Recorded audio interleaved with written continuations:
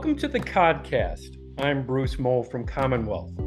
A couple of weeks ago, two Cape Cod residents joined me on the show to voice their concerns about the way the electricity produced by offshore wind farms is coming ashore in tiny communities on the Cape and not more industrial locations adjacent to major population centers. It's a sensitive topic, coming at a time when offshore wind is struggling to gain its footing here in Massachusetts. So we thought we'd get a different point of view from Ken Kimmel, the Vice President of Offshore Wind Development at Avangrid, one of the nation's leading offshore wind developers. Let's start with the basics, Ken. Why are these transmission lines coming ashore on the Cape? Sure. And Bruce, it's a pleasure to be back on your show. So thank you for having me. They're coming. Well, first of all, let's start with the obvious, which is we're in the process of launching this whole new offshore wind industry off the coast of Massachusetts. The Vineyard Wind project is being built offshore as we speak, which is really exciting.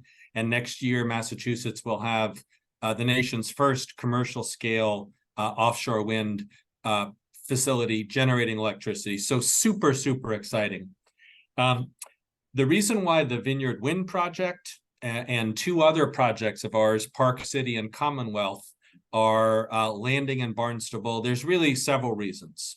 First of all, one of the things I learned on this job is there's a relative shortage of places along the East Coast that you can connect to the electric grid that has the capacity to take the power.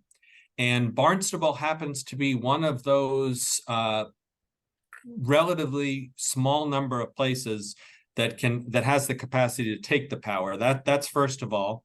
And Eversource has done this whole upgrade of the electric system on the Cape, anticipating that offshore wind would be connecting to various points on the Cape. So first of all, the grid can take the power at that location. That's one reason. A second reason is we made a commitment to the federal regulators and the environmental community to try to avoid having our power lines running all over Nantucket Sound in all different directions, and instead to stay within a defined corridor that was mapped out and agreed upon by the parties. One of the advantages is it has a very limited conflicts with fisheries, rare species, et cetera. So it was deemed to be a good corridor. So we want to run the power lines for all of our projects through that same corridor to avoid unnecessary environmental damage. And that corridor does run directly to the Cape. It does run directly to Barnstable. By keeping the lines within that corridor and keeping the shortest possible distance, we're doing the least amount of environmental damage. We're also saving ratepayers money, because the longer the transmission lines, the more the project costs. So that's really why we're in Barnstable. And then I would say there's a third benefit to this that hasn't been well publicized, but it's really important, which is that for both our Vineyard Wind project and our second project, Park City, and we hope for CommonWealth, we're actually in the places where we're going to run our electric duct banks up and down the town roads are also places where the town is going to install sewer lines to deal with the huge problem on Cape Cod of various estuaries and lakes and ponds and bays being polluted by septic systems. So the deal that we struck with the town for both the first and second project, and we hope for the third, is that we'll do this collaboratively so these roads only get open once. We'll help with design and engineering. We'll be responsible for paving over and recoding those roads when the construction work is done. And on top of that, we'll pay what we estimate to be, for all three projects, over $200 million in economic benefits to the town, which will help them defray the costs of the sewering. So I guess what I'm saying is by locating in Barnstable, we not only get climate change and clean energy benefits, we get direct water quality benefits, which addresses one of the biggest threats that people on the Cape have, which is water quality deterioration. So that's another reason why the Barnstable location makes so much sense. So help us understand a little bit about connections to the grid, because obviously it's not like plugging a an extension cord into a socket, but you're sort of saying Eversource upgraded on the Cape so it had the capacity. But it's my understanding that maybe after these several projects, it will no longer have the capacity and it'll be sort of maxed out. Is that true? And if so, why do you max out on that? Well, I'm not sure that it will be completely maxed out for any other projects, but it is true that additional projects connecting on the Cape will need additional upgrades above and beyond what we've committed to for our projects. But my point is just that Eversource anticipated the Cape as being one of the places where these offshore wind projects would land. And the upgrade process was designed precisely to allow these projects to connect to the grid and get that power. And if you look at all the alternatives, first of all, they're much farther away, so they're more costly. Many of them will take years and years of study and upgrades to actually be available. Some of them will have bigger environmental impacts, and some of them are already taken, like Brayton Point. The capacity there is pretty much taken by our competitor, South Coast Wind, Mayflower. So it isn't like there's all these other alternatives that we're ignoring. This is, for our projects on our timeline, the only alternative. So another explaining thing I need is there's references to AC lines and DC lines, and I don't understand what that means. And I think I understand that with a certain type of line, you can go much longer distances and without losing power in the process. And that could change things. Could you explain a little bit about how that works and what that might mean? Sure, there's two options, alternating current AC lines, which is what we're using, and DC current, which we're not using. And the rule of thumb, as I understand it, is AC lines make sense. They're cost effective. They're based on existing technology for distances equal to or under about 75 miles. When you go more than 75 miles, you're into DC lines. Those are considerably more expensive to do. And I think the technology has caught up so that they're technologically viable, but they're not as readily used as AC. Some of the other projects out in the lease areas will be using DC cable lines because of the long distances from their installations to where they're going to land. But we're using AC lines. A lot of those cables are going to be supplied by Prysmian Cable, the manufacturing facility that's being built in Somerset to provide these AC cables for us. Other projects will use DC, but the bottom line is AC is very solid in terms of its performance and technology, and it's less expensive. And from these projects that are being brought into Barnstable, how long of a distance? You mentioned it has to be under 70 miles. 70 miles. How far is it from these? Between about 25 and 40 miles. So easily within that limit. Okay. Easily within that limit. And then after that, after Barnstable maybe is close to getting tapped out, like I don't know how far Brayton Point is, but is it pretty quickly become much longer distances after that? Brayton Point is a longer distance for sure.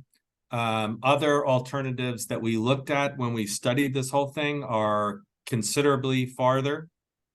So that is part of the constraint. But also, I just want to emphasize these grid interconnections are such a prized possession that developers establish what's called Q rights, rights to connect. And if you're first in line, that means you get to connect, and everyone else can only connect if there's enough capacity after the first one's gone.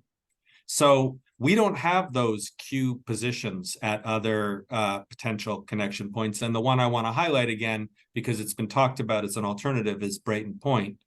Other offshore wind developers have the interconnection rights well ahead of us. All right, I'm going to come back to that in a little bit, but let's go back to Barnstable for a minute. And so I remember when Vineyard Wind was starting its work to bring cable ashore. And for people that aren't familiar with the beach there's a very nice beach, and then there's a very large parking lot next to sort of a residential community. And a lot of equipment came in the parking lot. It looked like it was going to be a major, industrial effort to do this.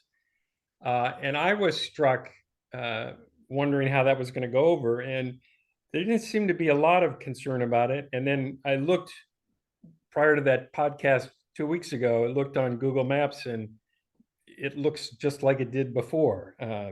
No sign of anything anything had happened there. And in that conversation with the Cape residents, that's one of the concerns they had was you're going to tear up this little bucolic place and then try and put it back together again. Seemed to have worked on with Vineyard Wind at Covell's Beach, but it, are you pretty confident it can work in all three locations? Yeah, and Bruce, thank you for pointing that out. We're 100% confident, and I think the fact that we've done this project for Vineyard Wind 1 in Barnstable at that beach is about as good a track record as one could hope for to prove that what we're saying is true. So just as is the case with Covell's Beach, when we do the work at Dows's Beach, we're going to be drilling under the beach, and we're not going to be tearing it up. We're not going to be digging trenches. All of the work will be staged in a very large parking lot. I'm not sure if you've been out to Dows's Beach, but it has a large paved area. All of the infrastructure will either be in that parking lot or on public roads. So we're going to avoid getting into wetlands or destroying sand dunes. None of that stuff will happen. All of the work will be done off-season over 2 construction seasons. And when it's done, that parking lot will actually look better than it does now. If you compare the Covell's Beach parking lot before any of the work started with what it looks now, it looks beautiful right now. And the only thing that you can see are some manholes covers. That's it. There is no, so this is not something that's going to tarnish the view of the beach, the enjoyment of the beach. It's a beautiful beach. I've been there many times.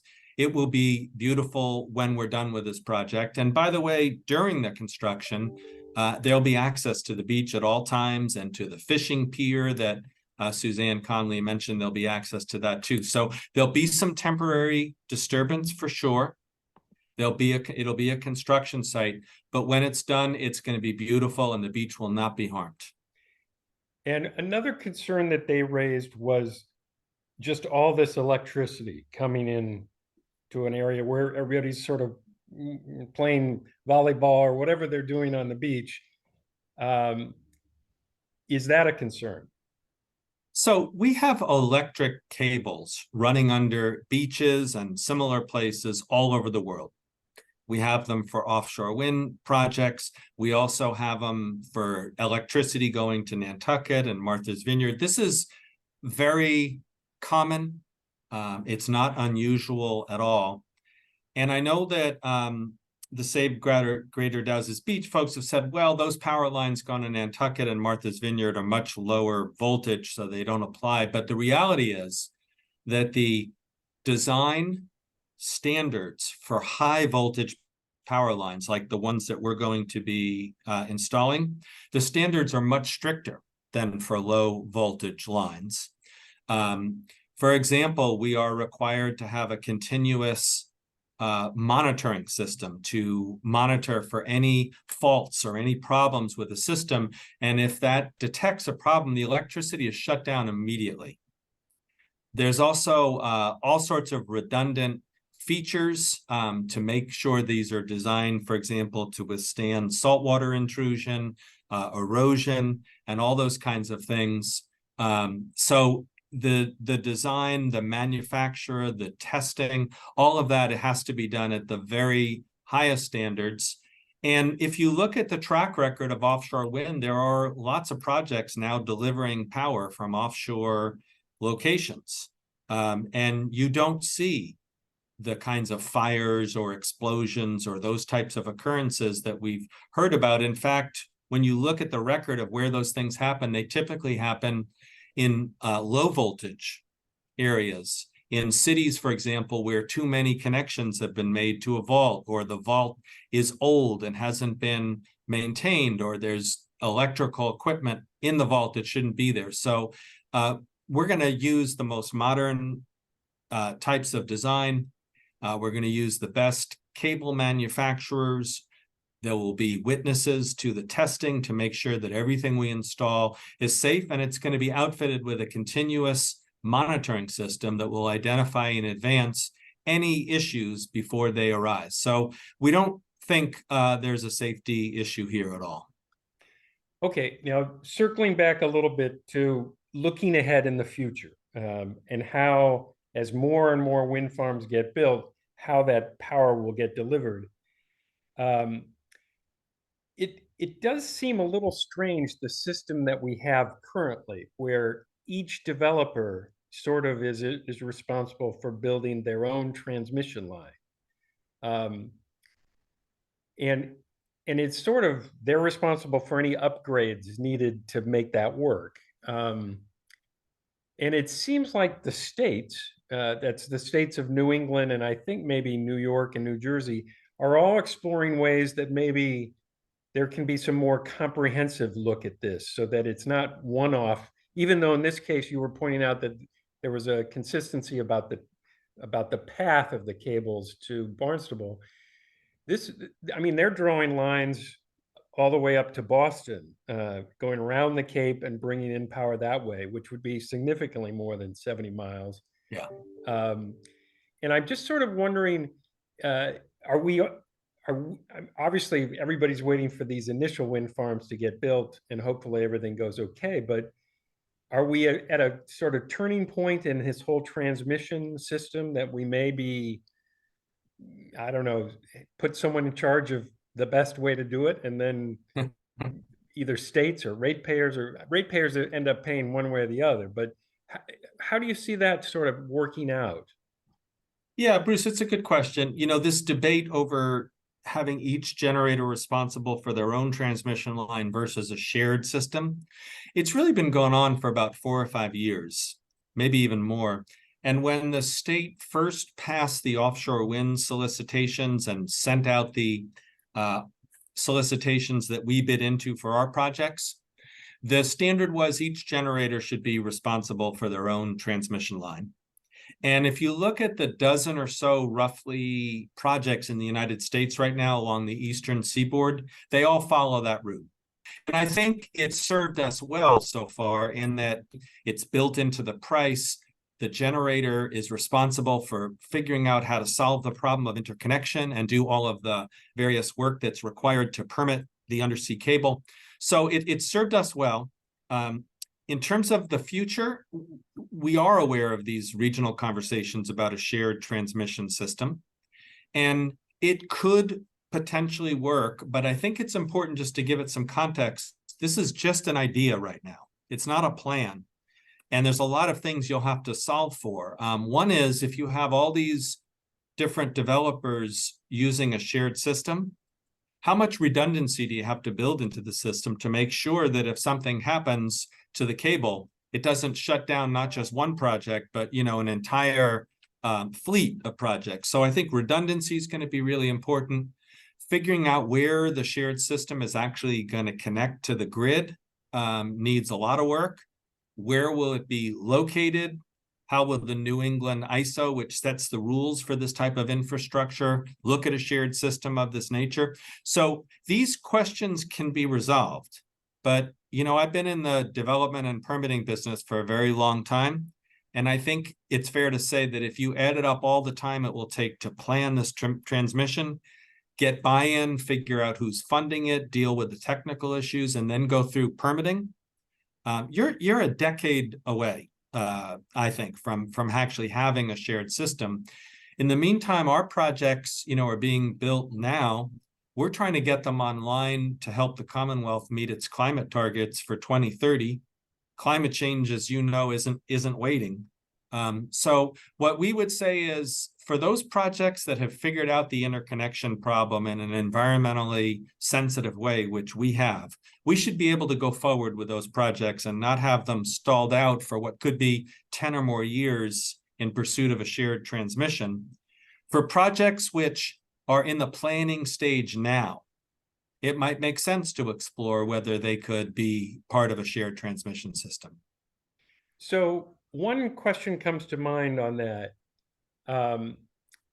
For the benefit of our listeners, CommonWealth Wind, Park City Wind, right? Park City Yes. Wind and South Coast Wind are all projects that were bid and approved and set to go ahead, and then sort of the world changed with the war in Ukraine and what have you. And so Yes. we're going through a little temporary glitch right now where that problem is being sorted out, and you're getting ready to hopefully bid again in this next procurement next year. Now, there's a couple other companies that could bid as well. They haven't been too active up here previously, but they could bid. Raises a question, though, totally hypothetical, but if South Coast and Commonwealth Wind don't win these next bids, where do these other projects go? You've already sort of said there's not too many good places that they can come ashore. Is there a sort of between the 10-year out, maybe a shared system and what is on the table right now? Is there some middle ground that could be tapped for interconnection? Yeah, I mean, I can't really speak to what the other projects will do for interconnection. We are excited about the prospects of rebidding. We expect to submit a bid, and we think that our timeline and how far we've gone down the process will make us a compelling bidder. We'll see what happens. The Commonwealth will be the one to make that choice, but we're optimistic that we're going to submit a very compelling bid and be able to take advantage of our connection in Barnstable. What others will do, I think I can't really say. But I think the context of what you were talking about is that the Cape is open right now, and there's infrastructure. There's the infrastructure there to bring power ashore. Brayton Point, similarly. But I didn't hear too many other easy options, I guess. So you're sort of saying that maybe they do have a trick up their sleeve if they want to pitch something. But well, based on our review of the options, there really were not a lot of easy options at all. There's an absence of options. And Bruce, this is part of the story of a new industry. Yeah. We're also limited with port space. We're limited with the big vessels that you need to pull these projects off. So we're all just little by little creating the infrastructure that we need for a whole new industry, but it's not like it's all there waiting for us. We have to make it happen. All right.